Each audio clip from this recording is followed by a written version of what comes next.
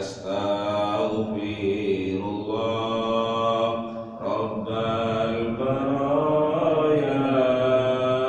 Astaghfirullah minal khataya. Rabbi zidni ilman nafi'an wa wafiqni amalan sholihan. Alhamdulillah. Bismillahirrahmanirrahim. Assalamualaikum warahmatullahi ta'ala wabarakatuh. Bismillah, innal hamdalillah wassalatu wassalamu ala rasulillah wa ala alihi wa sahbihi wa mawala. La hawla wa la quwwata illa billah. Rabbi shrah li sadri wa yassir li amri wahlul 'uqdatam min lisani yafqahu qawli. Bapak Ibu sehat sedanten nggih? Alhamdulillah. Para jamaah Majelis Jami Al-Istiqlal pada kuliah subuh pagi ini, majelis taklim di subuh pagi ini, syukur alhamdulillah kita haturkan kehadiran Allah Subhanahu wa taala karena pada kesempatan yang kesekian kalinya ini kita masih diberi kesehatan, diberi kesempatan, diberi kemauan untuk mengikuti majelis taklim pagi ini. Mudah-mudahan kehadiran kita pada majelis taklim ini dicatat oleh Allah sebagai amal soleh yang bisa menjadi bekal sanguni hidup menuju kehadiran Allah Subhanahu wa taala nanti. Amin Allahumma amin. Mugi-mugi sehat sedanten dan mudah-mudahan bisa memanfaatkan kesehatan kita dengan amalan-amalan soleh. Amin Allahumma amin. Bapak Ibu hadirin para jamaah yang dirahmati Allah, mari kita mulai kaji kita. Bismillahirrahmanirrahim. Wa an Abi Musa radhiyallahu anhu qala qala Rasulullah sallallahu alaihi wasallam. Dari Abu Musa, semoga Allah ridha kepadanya, beliau berkata bahwa Rasulullah sallallahu alaihi wasallam bersabda. Apa sabdanya Rasulullah? Al-mu'minu lil mu'mini kal bunyani yashuddu ba'duhu ba'da. Orang mukmin itu artinya mukmin orang yang beriman. Orang mukmin itu dengan orang mukmin lainnya bagaikan bangunan. Yashuddu ba'duhu ba'da,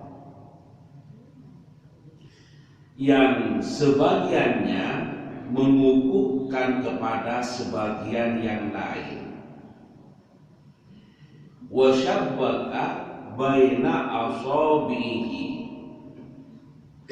Beliau Nabi Muhammad sambil memperagakan dengan menyusupkan jari-jarinya, menyusupkan atau memasukkan. Kalau saya peragakan seperti ini. Apa maksudnya hadis ini?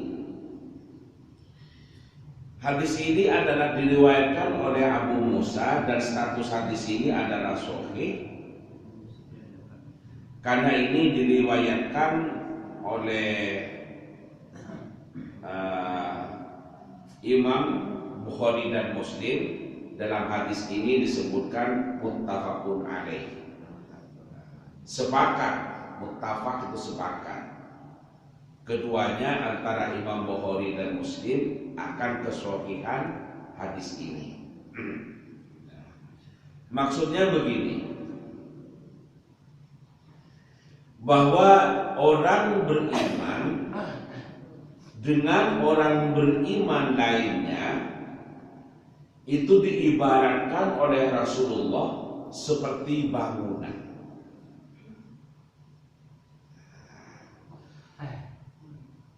Kemudian di antara komponen bangunan itu adalah saling melengkapi, saling menguatkan, saling mengokohkan. Kemudian Rasulullah wasyabbaka baina asabihi, Rasulullah memperagakan dengan memasukkan jari kepada jari yang satunya, atau saya menyebutkan seperti ini.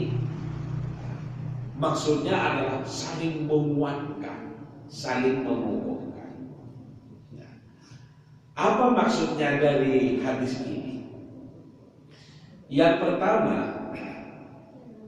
Rasulullah itu memberikan gambaran kepada manusia, kepada para umatnya, bahwa sesungguhnya sesama mukminnya itu adalah ibarat bangunan. Ibarat bangunan itu tidak ada yang paling penting, semuanya sama-sama penting. Coba jenengan lihat, bangunan yang kokoh itu kalau dibangun di atas fondasi yang kuat. Sebaliknya, jika fondasinya lemah, maka bangunan itu tidak akan kokoh, tidak akan kuat. Bahkan bisa disebut bangunan yang mengkhawatirkan. Dengan demikian maka betapa pentingnya fondasi itu. Tetapi walaupun fondasi itu penting, itu tidak ada artinya tidak bisa difungsikan apa-apa kalau tidak ada dindingnya. Dengan demikian maka dinding itu adalah juga tidak kalah pentingnya dengan fondasi. Karena betapapun kuatnya fondasi, kalau tidak ada dindingnya, ya tidak maksimal manfaatnya. Itu yang kedua, dinding. Kemudian yang ketiga, atap. Ada fondasinya, ada dindingnya, tapi tidak ada atapnya. Siapa yang mau tinggal di situ? Kalau hujan kena hujan, bocor. Kalau panas kena panas. Enggak mau tinggal di situ. Masjid mau dipakai sholat nggak ada atapnya, nggak jadinya sholat di tempat lain saja. Lapo, engkau mau atapin. Dengan demikian maka betul fondasi itu penting, dinding itu penting, tapi tidak kalah pentingnya adalah atap. Tiang Jawi ngarani wuwu. Dengan demikian maka keberadaan fondasi, keberadaan dinding, keberadaan atap dalam bangunan adalah sama-sama pentingnya. Sama-sama pentingnya. Demikian juga unsur-unsur yang lain. Ada jendelanya, ada kamar mandinya, ada pintunya, dan lain sebagainya. Ada kamarnya, gak ada pintunya. Waduh, repot juga kalau mau tidur lebih-lebih untuk pengantinannya. Wadah, kalau pintu sayang. Artinya apa? Walaupun sudah ada fondasi, ada dinding, ada atap, gak ada pintunya, masih tidak sempurna juga. Rasulullah dengan sangat cerdas mengibaratkan kehidupan antara sesama muslimnya, sesama mukminnya itu diibaratkan seperti bangunan. Karena itu maka syarat yang utama bersatulah. Karena sesungguhnya di antara kita sama-sama pentingnya. yang jadi nelayan penting. Kita makan ikan itu adalah hasil tangkapan para nelayan. Orang-orang kayak kita suruh nangkap sendiri di laut. Masya Allah. Dari pagi sampai sore turun karuan, dapat satu aja turun karuan. Bukan bidangnya. Bukan bidangnya. Nah, demikian juga para nelayan. Suruh bercocok tanam, nanam padi. Padahal nanam padi juga ada teorinya. Jalannya saja tidak umum. Jalannya mundur. Kalau orang nelayan ya bisa maju, hasilnya tidak lagi rusak semua. Ini bukan bidangnya. Demikian juga para petani. Coba suruh buat makalah, suruh buat artikel, tidak bisa. Yang bisa dia mahasiswa. Tidak betul. Mahasiswa yang kuliah diperintahkan oleh dosennya, silakan buat PowerPoint makalahnya, kemudian diupload di webnya kampus dan seterusnya. Berikan kepada orang tani, nopo webnya ubah. Karena itu di dalam hidup ini memiliki profesi yang berbeda-beda, yang masing-masing itu sesungguhnya adalah saling melengkapi. Karena itu maka umat Islam itu harus bersatu. Karena keberadaannya itu adalah saling melengkapi. Yang nelayan butuh beras, beras itu adalah hasil panen dari para petani. Kemudian yang petani itu juga membutuhkan pupuk. Pupuk itu diproduksi oleh pabrik. Butuh dengan pabrik, butuh orang yang punya pabrik. Untuk bekerja di sawah itu butuh cangkul. Cangkul itu dibuat oleh pandi, dibuat juga oleh pabrik. Butuh dengan itu. Dengan demikian maka dalam hidup ini sesungguhnya saling membutuhkan. Saling membutuhkan. Karena saling membutuhkan, maka manusia itu disebut dengan makhluk sosial. Bahwa kita ini bukan apa-apa tanpa bantuan orang lain. Kita ini bukan siapa-siapa tanpa bantuan orang lain. Kita punya anak butuh guru. Siapa yang mau ngajari kalau bukan guru? Pagi kita sudah bekerja untuk cari maisha, cari kehidupan, cari ekonomi, untuk menghidupi keluarga. Kapan kita akan mendidik anak kita agar mengerti matematika, agar bisa baca Quran, agar bisa melaksanakan sholat, agar tahu hak dan kewajiban sebagai orang hidup, agar tahu tata krama, agar tahu sopan santun, agar tahu akhlak. Kapan kita ngajari? Maka supaya anak ini mengerti kehidupan, disekolahkan. Di situ kita membutuhkan jasa guru. Kemudian kita untuk berangkat ke sekolah perlu mengantarkan anak, butuh kendaraan. Yang membuat kendaraan itu adalah pabrik dari orang-orang yang mengerti teknologi. Maka membutuhkan para saintis, para ilmuwan, para teknokrat, para alim ulama, para guru, dan lain sebagainya. Demikian juga dalam kehidupan berbangsa. Kita di negeri ini dalam hidup adalah butuh jasa dokter, butuh jasa tentara, butuh jasa polisi, butuh jasa politisi, dan lain sebagainya. Kan butuh jasa supir. Nah, ada angkotnya, gak ada yang nyetir. Masa didorong? Nah, kalau didorong itu mobil numpak manusia, bukan manusia numpak mobil nanti. Kan betul. Berarti apa? Hidup ini sesungguhnya saling membutuhkan.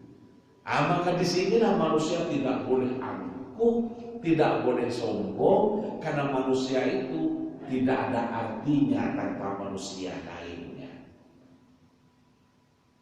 Yang laki-laki butuh perempuan. Yang perempuan butuh laki-laki. Jangan mentang-mentang karena laki-laki, kalau nggak ada perempuan ngenes gugur. Yang perempuan juga seperti itu. Bisa ulan bapak nikah mulai. Berarti apa? Butuh apa? Uangnya. Coba hanya dikirim uangnya dong. Aku tak butuh duit. Oh mas, ya uangnya mulai. Ya apa dia masih ada acara ada nih. Ya mas, perlu tahu bisa nggak usah mulai. Bahaya pun. Ini ancaman. Kalau sudah kayak gini ancaman. Segera pulang. Bahaya enggak pulang. Bahaya. Berarti apa? Saling membutuhkan. Saling membutuhkan. Yang tua butuh yang muda, yang muda juga butuh yang tua. Yang sepuh-sepuh ini wibawanya melebihi dari yang muda, yang muda-muda ini tenaganya lebih dari yang tua. Karena itu ngelola masjid pun antara generasi sepuh, generasi muda sama-sama dibutuhkan. Kalau masjid ini hanya dipenuhi oleh generasi-generasi tua, setelah yang tua itu wafat, bubar masjidnya. Tidak ada generasinya. Padahal apa? Orang itu tidak ada yang hidup terus. Pada saatnya ya wafat. Nah demikian juga hanya diisi yang muda-muda. Jaluk sumbangan kamu sih mereka, kamu wibawa. Nah, karena itu jalur sumbangan yang tanda tangan yang sepuh, yang mengedahkan proposal yang muda, ini namanya kerjasama yang indah, kerjasama yang baik. Bapak Ibu hadirin sekalian yang dirahmati Allah, Rasulullah menggambarkan dalam hadis ini bahwa manusia mukmin itu atau orang yang beriman itu seperti bangunan, saling menguatkan, saling melengkapi. Semen penting. Tapi coba semen itu nggak ada besinya, nggak akan memberikan kekuatan yang maksimal. Nah, dengan saling menunjang, di dalamnya cor misalnya, ada koral, ada pasir, ada besi, kemudian diaduk, diberi semen, diberi air, ini akan menjadi sebuah kekuatan yang luar biasa. Jadi nanti ngali Munas Monumen Nasional di Jakarta berapa meter itu tingginya, tapi tegak kokoh karena itu ada satu kesatuan yang saling menunjang kekuatan untuk tegak berdirinya. Itu. Jadi saling memberikan kekuatan. Mungkin dalam konteks bangunan air misalnya, alah air gak ada biayanya, coba dicor. Semennya sudah ada, koralnya siap, pasirnya sudah disiapkan, besinya sudah dipotong-potong, sudah dianyam, sudah diikat pakai bentran, gak ada airnya, bisa dicor? Tidak bisa. Tidak bisa diremehkan air hanya murah. Itu dipakai sanyo aja nyalakan sehari sudah, tidak bisa.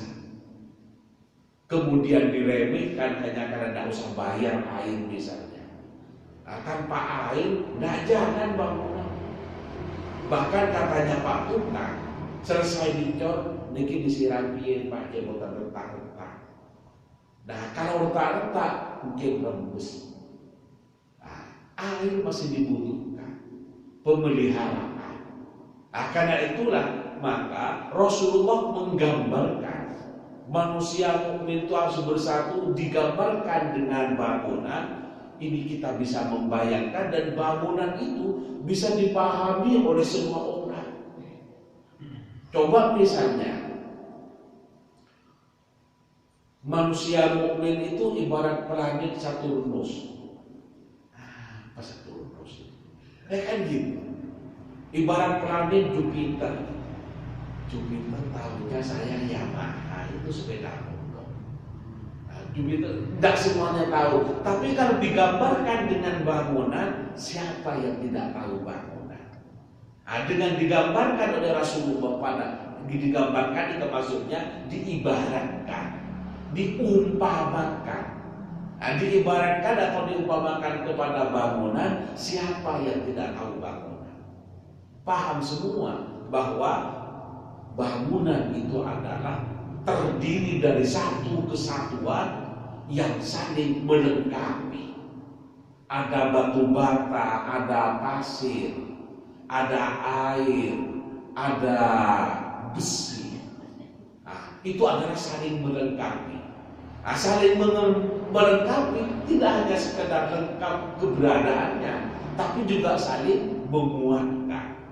Karena itulah maka mari bersatulah umat Islam untuk menjadi kekuatan Islam yang sesungguhnya.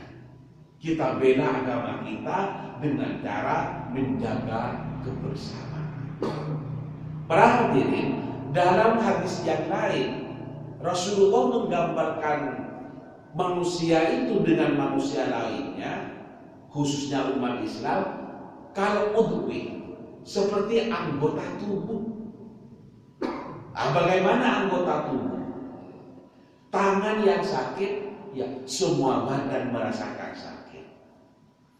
Mata menangis, mulut merintih karena sakit. Betapa kompaknya dalam situasi sakit segitu, ikut juga merasakan kesedihan atas rasa sakitnya. Mulut merintih, kegiatan berhenti karena sedang prihatin, kaki sedang sakit, dan lain sebagainya. Jadi tangan yang sakit bukan kemudian mulut mengatakan biarlah, yang sakit hanya tangan saja, tinggal saja tangan itu di rumah. Tidak bisa. Jadi Rasulullah dalam kesempatan yang lain mengibaratkan umat Islam itu seperti anggota tubuh, saling membutuhkan. Mau berwudu, butuh kaki menuju ke tempat wudu, butuh tangan untuk meraupi wajah, membasuh telinga, mengusap sebagian kepala, butuh tangan. Butuh mulut juga untuk berdoa agar mendapatkan keberkahan dan kemuliaan dengan doa itu, dan lain sebagainya. Nah, kalau dalam skala yang lebih kecil, dalam rumah tangga misalnya, orang tua penting, tapi rasanya merasa tidak lengkap jika tidak ada anak. Anak penting, tapi tidak sempurna kalau tidak ada orang tua.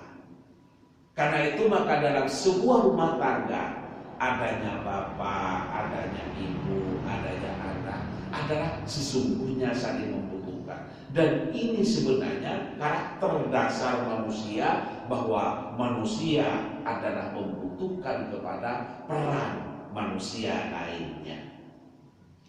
Jelas ini? Karena itu disinilah manusia tidak boleh sombong.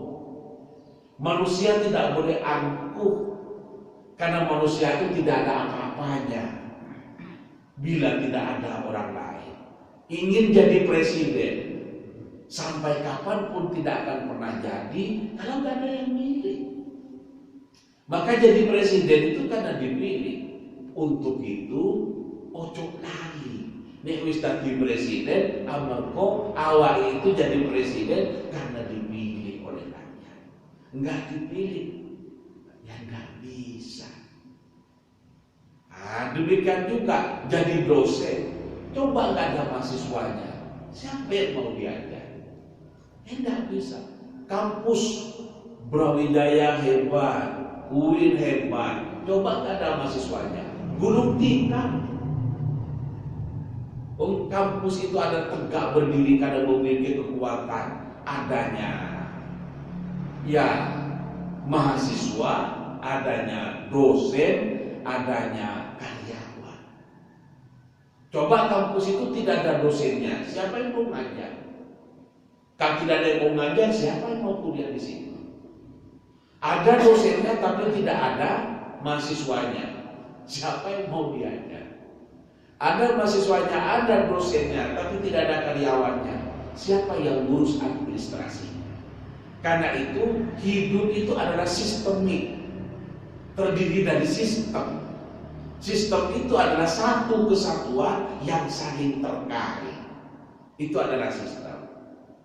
Karena itu Bapak Ibu, Rasulullah menggambarkan kehidupan ini sesungguhnya ibarat bangunan terdiri dari beberapa unsur, masing-masing itu adalah sama-sama memberikan kontribusi untuk berperan saling menguatkan. Besi memberikan kekuatan. Besi toh nggak ada semennya, ya nggak bisa jadi cor. Ada semennya, ada koralnya, ada pasirnya, nggak ada airnya, juga nggak bisa dikerjakan oleh tukang. Terus menunjukkan bahwa betapa unsur-unsur yang lain itu adalah sama-sama pentingnya untuk menjadi sebuah bangunan. Hidup seperti itu tadi. Kita butuh pada peran ulama, kita butuh pada peran guru, kita butuh pada peran tukang. Coba gak ada tukang, apa bisa masjid ditegak, megah seperti ini? Tidak bisa. Karena itu maka patut kita menghargai dan berterima kasih kepada Pak Tukang. Karena tanpa peran mereka tidak jadi. Ada tukangnya, ada kulinya, nggak ada materialnya. Karena nggak ada yang nyumbang, mau beli nggak punya uang, ya juga nggak jadi. Maka yang tukang menghargai juga kepada donatur yang memberikan sumbangan, sumbangan juga menghargai kepada takmir, karena nggak ada yang ngurusin nggak jadi-jadi. Dengan demikian maka timbul saling menghargai, timbul saling menghormati, dan timbul untuk saling memuliakan bahwa sesungguhnya semuanya adalah sama-sama penting. Ada yang tidak nyumbang, hanya sholat tok, itu juga penting. Masjidnya megah, nggak ada yang menghidupi syiarnya, tidak ada yang melaksanakan kegiatan masjid itu. Masjidnya yang megah, tapi tidak ada amal ubudiyah di dalam masjid itu, ya juga tidak bagus. Rumah ibadah pun tidak ada yang ibadah. Dengan demikian maka semuanya adalah sama-sama pentingnya. Inilah yang diminta oleh Rasulullah bersabda yang diriwayatkan dalam hadis Bukhari Muslim ini, bahwa wahai umat Islam, wahai orang mukmin, orang mukmin sesama mukminnya semuanya itu adalah kalbunyan, seperti bangunan yang masing-masing saling menguatkan. Karena itu ayo pupuk persatuan kita, ayo pupuk rasa kebersamaan kita, agar umat Islam itu menjadi kekuatan yang luar biasa. Jenengan tak ngertos lidi, sapu yang dari daun kelapa dibagi, sapu lidi yang mana ada di nongol, yang dibuat nyapu, sapu nama sapu korek, lidi itu kalau hanya sendirian bisa jadi apa? Dibuat membersihkan sampah, patah, gak ada sendirian. Tetapi kalau sudah bersama-sama, dijadikan satu ikat, dibuat sapu, bisa membersihkan masjid yang besar, bisa membersihkan halaman, bisa membersihkan dan lain sebagainya. Artinya bisa memiliki fungsi yang banyak karena bersatunya. Ketika sendiri-sendiri, lidi itu ya tidak bisa dipakai untuk membersihkan halaman. Kalau dipaksakan patah lidinya. Tetapi kalau ada sampai satu ikat lidi, bisa menjadi penerbang, bisa menjadi sapu korek, itu bisa membersihkan, bisa berbuat, bisa menciptakan sesuatu, menciptakan kebersihan, menciptakan keindahan, karena berkat adanya sapu lidi. Dengan demikian maka betapa Rasulullah itu sangat menghendaki agar umat Islam sesama muslimnya itu saling kompak, saling mendukung, bersatu dan bersama-sama berjuang dalam kehidupan, terutama dalam menegakkan agama Allah. Bapak Ibu hadirin sekalian yang dirahmati Allah, mudah-mudahan kita semua bisa menjaga rasa kebersamaan ini dan kita kompak bersatu, rukun dengan orang lain, rukun dengan tetangga. Ini adalah perintah Rasulullah. Dengan demikian, perbuatan rukun, damai, kompak dengan orang lain, ini adalah perbuatan yang mendapatkan pahala, karena ini adalah perbuatan yang diperintahkan oleh Rasulullah. Untuk itu, orang yang beriman harus saling menguatkan, bukan saling bercerai-berai, bukan saling melemahkan.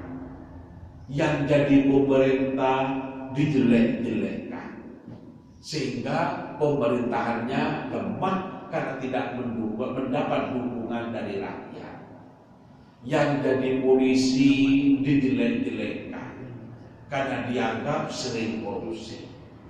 Yang jadi tukang dijelek-jelekkan karena dianggap tidak profesional dan lain sebagainya. Kalau ini yang terjadi, ini sudah alamat kehancuran.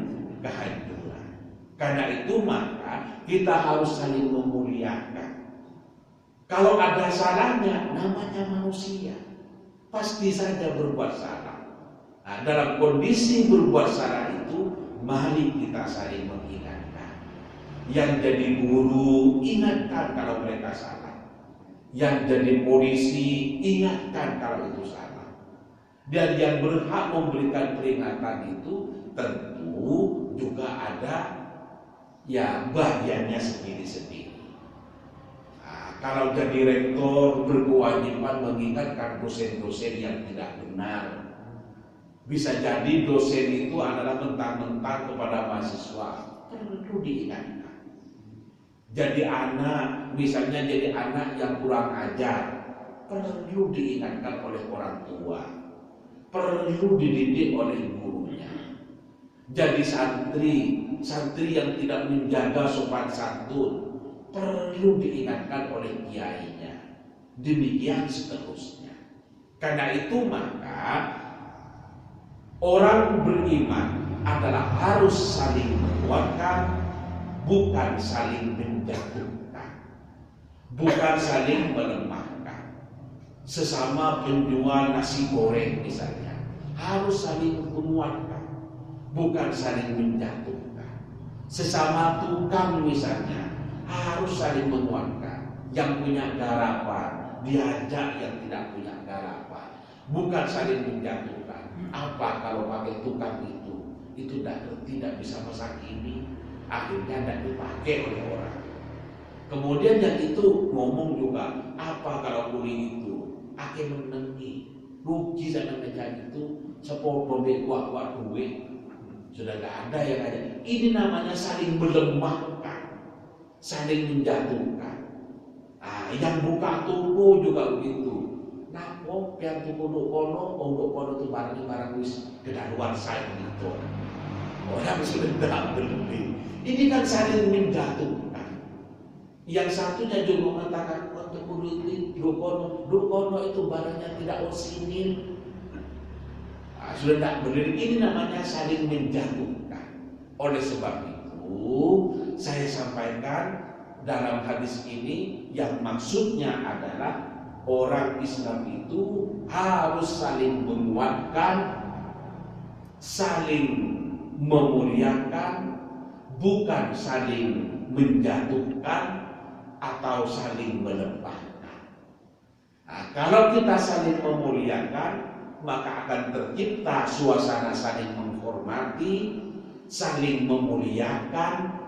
Kalau kita sudah saling memuliakan, akan terjadilah kehidupan yang harmonis, yang damai, yang rukun. Istri memuliakan suami, suami memuliakan istrinya, dengan kata-kata yang santun, dengan kata-kata yang sopan, dengan perilaku yang berakhlak, insya Allah rumah tangganya akan menjadi hebat.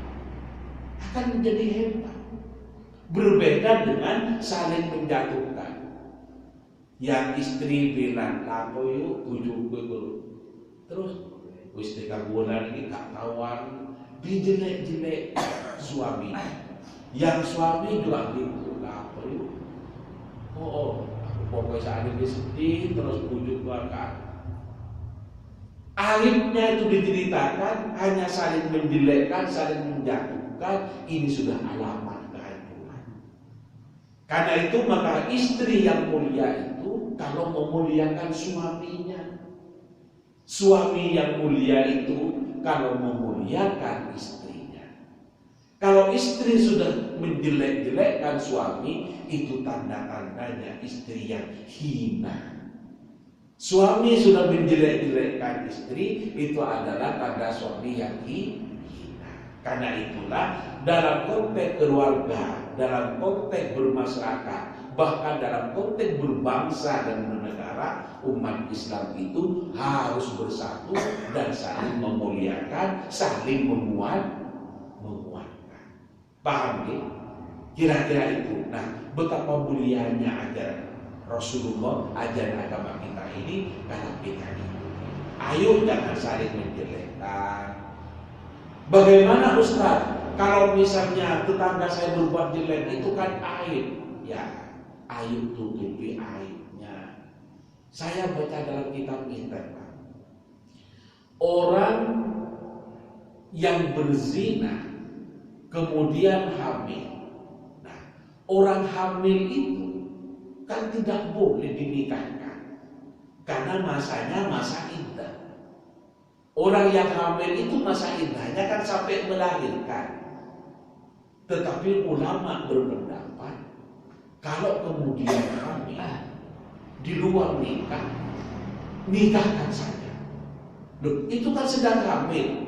Nah, masa hamil itu kan sedang iddah. Bagaimana? Katanya ulama, kalau itu tidak dinikahkan, maka aibnya akan terbongkar. Menutupi aib orang lain itu adalah penting. Sehingga dengan demikian ulama berpendapat boleh dinikahkan walaupun dalam keadaan hamil karena demi menutupi aibnya. Ini betapa mulianya ajaran Islam. Aib orang itu adalah harus ditutupi, jangan kemudian disebar-sebarkan, demi persatuan dan saling menjaga kehormatannya. Dan kalau kita saling menjaga kehormatan, insya Allah kehidupan kita ini akan menjadi terasa indah. Bapak Ibu hadirin sekalian yang dirahmati Allah, mudah-mudahan kita semua bisa menjaga diri kita dan orang lain untuk tetap senantiasa berada dalam kemuliaan, karena kita kita bersama-sama saling memuliakan. Amin Allahumma amin. Demikian yang dapat kami sampaikan dalam kesempatan ini. Mudah-mudahan ada barokah dan manfaatnya. Marilah di penghujung ngaji kita pagi ini kita akhiri dengan doa. Semoga doa kita dikabulkan oleh Allah Subhanahu wa taala. Al-Fatihah. A'udzubillahi minasyaitonir rajim. Bismillahirrahmanirrahim. Alhamdulillahirabbil alamin arrahmanir rahim maliki yaumiddin. Iyyaka na'budu wa iyyaka nasta'in. Ihdinas siratal mustaqim siratal ladzina an'amta 'alaihim. Bismillahirrahmanirrahim. Alhamdulillahirabbil alamin. Hamdan na'imin hamdan syakirin hamdan yuwafi ni'amahu wa yukafi mazidah. Rabbana lakal hamdu kama yanbaghi li jalalikal karim wa 'azimi sultanik. Allahumma shalli ala sayyidina Muhammadin wa ala alihi washabbihi ajma'in. Alhamdulillahirabbil alamin. Allahumma aghnina bil ilmi wa zayyinna bil hilmi wa akrimna bit taqwa wa jammilna bil 'afiyah wa tawaffana bi husnil khatimah. Allahumma alif baina qulubina wa aslih dzata bainina wahdina subul salam wa najjina min adh-dhulumati ila nur wa jannibna al-fawahisha ma dhahara minha wa ma batan. Rabbana hab lana min azwajina wa dhurriyyatina qurrata a'yun waj'alna lil muttaqina imama. Rabbana atina fid dunya hasanah wa fil akhirati hasanah wa qina 'adzabannar. Subhana rabbika rabbil izzati amma yasifun Wassalamu alaikum warahmatullahi wabarakatuh. Amin. Hadanallahu wa iyyakum ajma'in ila siratal mustaqim. Assalamualaikum warahmatullahi taala